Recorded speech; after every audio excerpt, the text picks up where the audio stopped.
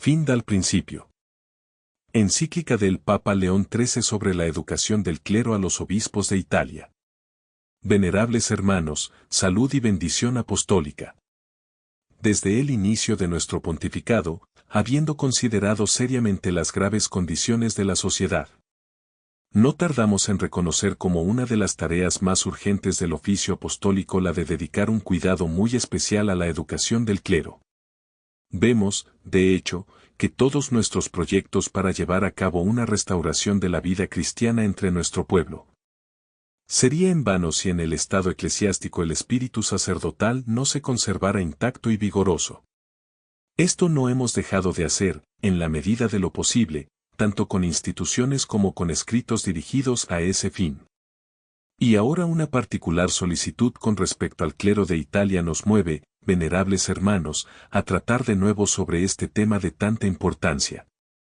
Es cierto que se han dado testimonios hermosos y continuados de aprendizaje, piedad y celo, entre los cuales nos complace elogiar la prontitud con la que, secundando el impulso y la dirección de sus obispos, cooperan en ese movimiento católico que tanto nos interesa.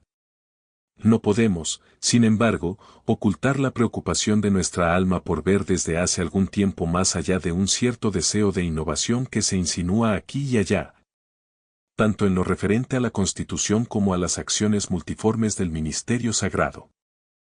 Ahora bien, es fácil prever las graves consecuencias que tendríamos que lamentar si no se aplicara un remedio rápido a esta tendencia innovadora.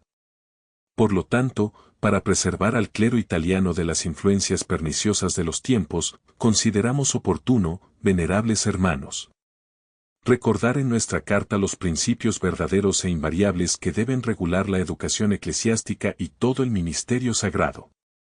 El sacerdocio católico divino en su origen, sobrenatural en su esencia, inmutable en su carácter, no es una institución que pueda acomodarse con facilidad a los sistemas y opiniones humanas. Una participación del sacerdocio eterno de Jesucristo debe perpetuar hasta la consumación de los tiempos la misma misión que el Padre Eterno confió a su palabra encarnada, sicut misit me pater, et ego mito vos. Trabajar la salvación eterna de las almas siempre será el gran mandamiento del que nunca debe fallar, como para cumplirlo fielmente. Nunca debe dejar de recurrir a esos medios sobrenaturales y a esas reglas divinas de pensamiento y de acción que Jesucristo dio a sus apóstoles cuando los envió por todo el mundo para convertir a las naciones al Evangelio. Por lo tanto, Paul en sus cartas nos recuerda que el sacerdote nunca puede ser otra cosa que el legado, el ministro de Cristo, el dispensador de sus misterios. Y Él lo representa para nosotros como residente en un lugar alto, como mediador entre el cielo y la tierra, tratar con Dios sobre los intereses supremos de la raza humana, que son los de la vida eterna. La idea que los libros sagrados nos dan del sacerdocio cristiano, es que es una institución sobrenatural superior a todos los de la tierra, y tan lejos separado de ellos como lo divino es del humano. Esta misma idea alta es claramente traída por las obras de los padres, las leyes de los romanos pontífices y los obispos, por los decretos de los concilios, y por la enseñanza unánime de los doctores y de las escuelas católicas. Sobre todo, la tradición de la Iglesia proclama con una sola voz que el sacerdote es otro Cristo, y que el sacerdocio aunque ejercido en la tierra merece ser contado entre los órdenes del cielo, porque se les da para administrar cosas que son totalmente celestiales y sobre ellos se confiere un poder que Dios no ha confiado ni siquiera a los ángeles, un poder y ministerio que se refiere al gobierno de las almas, y que es el arte de las artes. Por lo tanto, la educación, los estudios, las costumbres y todo lo que comprende la disciplina sacerdotal han sido siempre considerados por la Iglesia como pertenecientes totalmente a ella misma, no simplemente distintos, sino completamente separados de las reglas ordinarias de la vida secular. Esta distinción y separación debe, por lo tanto, permanecer inalterada, incluso en nuestros propios tiempos. Y cualquier tendencia a acomodar o confundir la vida eclesiástica y la educación con la vida secular y la educación debe ser considerada como reprobada, no solo por las tradiciones de las edades cristianas, pero por la doctrina apostólica misma y las ordenanzas de Jesucristo. Para aquellos que observan los tiempos y la condición cambiante de la sociedad, estos son el derecho y los mayores dones que podrían brillar en el sacerdote católico, junto con los principios de la fe. Cualquier otra cualidad natural y humana sería ciertamente encomiable, pero no tendría con respecto al oficio sacerdotal otra cosa que importancia secundaria y relativa. Sí, por lo tanto, es razonable y justo que el clero se adapte a las necesidades de la época actual, es aún más necesario que la depravación presente del siglo no sea sometida, sino fuertemente resistida, y esto, al tiempo que corresponde naturalmente a la extremidad alta del sacerdocio, también hará su ministerio aún más fructífero aumentando su dignidad, y por lo tanto ganándola respeto. Se ve en todas partes como el espíritu del naturalismo tiende a penetrar cada parte del cuerpo social, incluso la más sana, un espíritu que llena las mentes con orgullo y las hace rebelarse contra toda autoridad. Deprates el corazón y lo vuelve después del deseo de los bienes terrenales, descuidando a los eternos. Es muy temible que alguna influencia de este espíritu, tan malvado y ya tan ampliamente difundido, pueda insinuarse incluso entre los eclesiásticos, particularmente entre aquellos con menos experiencia.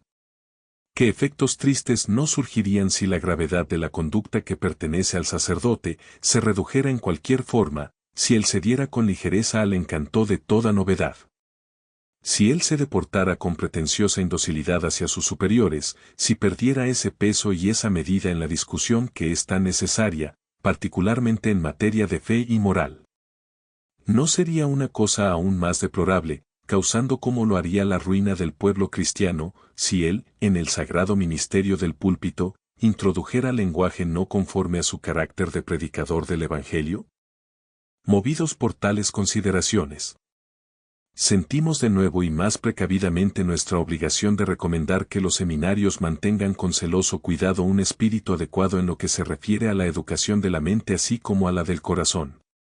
Nunca deben perder de vista el hecho de que están destinados exclusivamente a preparar a los jóvenes no para cargos meramente humanos, por loables y honorables que sean, sino para esa misión superior, de la que últimamente hemos hablado, como ministros de Cristo y dispensadores de los misterios de Dios. De tal reflexión totalmente sobrenatural, será fácil, como ya hemos dicho en nuestra encíclica al clero de Francia, fechada el 8 de septiembre de 1899, para dibujar reglas preciosas, no sólo para la correcta educación de los clérigos, pero también para alejar de los institutos en los que se educan todos los peligros, ya sean externos o internos, o de un orden moral o religioso. Con respecto a los estudios, para que el clero no sea ajeno al avance de toda buena disciplina, todo lo verdaderamente útil o bueno será reconocido en los nuevos métodos. Cada edad puede contribuir al conocimiento del aprendizaje humano. Sin embargo, deseamos que sobre este tema se preste gran atención a nuestras prescripciones relativas al estudio de la literatura clásica. Principalmente filosofía, teología y ciencias similares, prescripciones que hemos dado en muchos escritos, principalmente en la encíclica antes mencionada, de la cual le enviamos un extracto, junto con el presente. Ciertamente sería deseable que todos los jóvenes eclesiásticos siguieran el curso de estudios siempre a la sombra de los institutos sagrados. Sin embargo, como graves razones hacen a veces necesario que algunos de ellos frecuenten las universidades públicas, no lo olvidemos con qué gran precaución los obispos deberían permitir esto. Deseamos igualmente que se insista en la observancia fiel de las reglas contenidas en un documento aún más reciente, que de una manera particular se refiere a las conferencias sobre cualquier otra cosa que podría dar ocasión a los jóvenes para participar en agitaciones externas. Así los estudiantes de los seminarios, atesorando este tiempo tan precioso y lleno de la mayor tranquilidad para sus almas, podrán dedicarse enteramente a aquellos estudios que los harán aptos para los grandes deberes del sacerdocio, particularmente el del ministerio de la predicación y el confesionario. Deben reflexionar bien sobre la gravedad de las responsabilidades de aquellos sacerdotes que, a pesar de la gran necesidad del pueblo cristiano, se descuidan de dedicarse al ejercicio del sagrado ministerio. Y también de los que, no trayendo a ella un celo iluminado por el uno y el otro, corresponden tristemente con su vocación en las cosas que son de mayor importancia para la salvación de las almas. Aquí debemos llamar vuestra atención, venerables hermanos, a la instrucción especial que deseamos dada en relación con el ministerio del Verbo Divino, y de la cual deseamos que obtengan abundantes frutos. Respecto al ministerio de la confesión, que recuerden cuán severas son las palabras de los más iluminados y suaves moralistas hacia aquellos que, sin purificar sus propias almas, no dudan en sentarse en el tribunal de penitencia, y como no menos grave es el lamento del difunto gran pontífice, Benedicto XIV, que cuenta entre las mayores calamidades de la Iglesia el defecto en los confesores de una ciencia, tanto teológica como moral, añadido a la gravedad que un tal oficio santo requiere. Para el noble fin de preparar a los dignos ministros del Señor, es necesario, venerables hermanos, velar con un vigor y una vigilancia cada vez mayores no sólo sobre la instrucción científica, sino también sobre los sistemas disciplinarios y educativos de vuestros seminarios. No aceptéis a los jóvenes que no sean aquellos que muestran deseos bien fundados de consagrarse para siempre al ministerio eclesiástico. Mantenerlos alejados del contacto y aún más de la convivencia con jóvenes que no aspiran al ministerio sagrado. Tales relaciones pueden, por ciertas razones justas y graves, ser permitidas por un tiempo, y con gran precaución, hasta que puedan ser adecuadamente previstas de acuerdo con el espíritu de la disciplina eclesiástica. Aquellos que en el curso de su educación manifestarán tendencias poco adecuadas a la vocación sacerdotal, deben ser despedidos, y al admitir clérigos a las órdenes sagradas debe usarse la máxima discreción. Según la grave admonición de San Pablo a Timoteo, manus ito nemini imposueris. En este asunto es justo que toda consideración sea puesta a un lado inferior al más importante de la dignidad del ministerio sagrado. Es, por lo tanto, de la mayor importancia que con el fin de hacer los alumnos del santuario imágenes vivas de Jesucristo, que es el final de la educación eclesiástica, que los directores y maestros unan al cumplimiento diligente de su oficio el ejemplo de una vida verdaderamente sacerdotal. La conducta ejemplar de los que tienen autoridad es, especialmente para los hombres jóvenes, el lenguaje más elocuente y persuasivo para inspirar en sus almas la convicción de sus propios deberes y el amor a la virtud. Una obra de tal importancia requiere de los directores de almas una prudencia más que ordinaria y un cuidado infatigable, y es nuestro deseo que este oficio, que deseamos no falte en ningún seminario, debe ser confiado a un eclesiástico de gran experiencia en los caminos de la perfección cristiana. Nunca se le puede recomendar lo suficiente para fundar y cultivar en sus alumnos esa piedad que es para todos, pero especialmente para el clero, de la mayor fecundidad e inestimable utilidad. Por lo tanto, él será solícito para advertirles contra una trampa perniciosa no infrecuente entre los jóvenes, la de entregarse tan enteramente y con tal ardor a sus estudios como para descuidar su avance en la ciencia de los santos. La profunda piedad ha tomado raíces en las almas de los clérigos, tanto más serán llenados con ese fuerte espíritu de sacrificio que es totalmente necesario para trabajar por la gloria divina en la salvación de las almas. Gracias a Dios, no faltan entre el clero italiano sacerdotes que dan noble prueba de lo que un ministro de Dios, penetrado con ese espíritu, puede hacer, maravilloso, en efecto. Es la generosidad de muchos que para difundir el reino de Jesucristo se apresuran voluntariamente a países lejanos, allí para encontrar fatigas, privaciones y dificultades de todo tipo e incluso el martirio mismo. De esta manera, ayudado por un cuidado amoroso y una cultura adecuada del alma y la mente, el joven levita será educado paso a paso para reconocer tanto la santidad de su vocación como las necesidades del pueblo cristiano. La formación, es cierto, no es corta, y sin embargo es de desear que el tiempo en el seminario se pueda prolongar. Es necesario, en efecto, que los jóvenes sacerdotes no queden sin guía en sus primeros trabajos, sino que sean fortalecidos por la experiencia de sus mayores, que madurarán su celo, su prudencia y su piedad. Y es conveniente también que con ejercicios académicos o con conferencias periódicas se les anime a continuar sus estudios sagrados. Es evidente, venerables hermanos, que lo que hemos recomendado aquí ayudará de una manera singular a la utilidad social del clero que en muchas ocasiones hemos inculcado como necesario para nuestro tiempo. Por lo tanto, al exigir la observancia fiel de esas reglas, esta utilidad extraerá su espíritu y vida. Repetimos de nuevo, y aún más calurosamente, que el clero va a un pueblo cristiano tentado por todos lados, y con todo tipo de promesas falaces ofrecidas por el socialismo para apostatar de la verdadera fe. Por lo tanto, deben someter todas sus acciones a la autoridad de aquellos a quienes el Espíritu Santo ha constituido obispos, para gobernar la Iglesia de Dios, sin la cual seguirían confusión y los más graves trastornos en detrimento incluso de la causa que tienen en el corazón para defender y promover. Es con este fin que deseamos que los candidatos al sacerdocio, al concluir su educación en el seminario, sean convenientemente instruidos en los documentos pontificios relativos a la cuestión social y a la democracia cristiana, abstenerse, sin embargo, como ya hemos dicho, de participar en el movimiento exterior. Cuando sean hechos sacerdotes, se dirigirán con particular cuidado hacia el pueblo, siempre objeto de la atención amorosa de la Iglesia.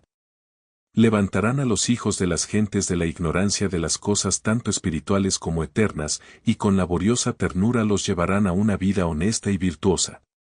Fortalecerán a los adultos en su fe, disipando los prejuicios contrarios y confirmarlos en las prácticas de la vida cristiana. Promoverán entre los laicos católicos aquellas instituciones que todos reconocen como realmente eficaces en el mejoramiento moral y material de la multitud. Sobre todo les propondrán los principios de justicia y caridad evangélica, a los que están unidos por igual todos los derechos y deberes de la vida civil y social, para cumplir así su noble parte en la acción social. Que ellos, sin embargo, tengan siempre presente en sus mentes que el sacerdote, incluso en medio de su pueblo, debe preservar intacto su augusto carácter como ministro de Dios, siendo puesto a la cabeza de sus hermanos. Cualquier manera en la que se emplea entre el pueblo, a la pérdida de la dignidad sacerdotal, o con peligro para los deberes eclesiásticos y la disciplina, solo puede ser reprendido calurosamente. Esto, pues, venerables hermanos, es lo que la conciencia de la oficina apostólica nos ha impuesto para dar a conocer, con respecto a la actual condición del clero italiano. No dudamos de que en una cosa de tal gravedad e importancia añadirás tu celo y cariñoso cuidado a nuestra solicitud, inspirada sobre todo por el brillante ejemplo del gran arzobispo, San Carlos Borromeo. Por tanto, para poner en práctica nuestras admoniciones, haced de ellas el tema de vuestras conferencias diocesanas y informaros sobre los medios que sean necesarios según las necesidades de vuestra respectiva diócesis. A todos estos proyectos y deliberaciones no os faltará la ayuda de nuestra autoridad. Y ahora, con palabras que brotan de las profundidades de nuestro corazón paternal, nos dirigimos a vosotros, sacerdotes de Italia.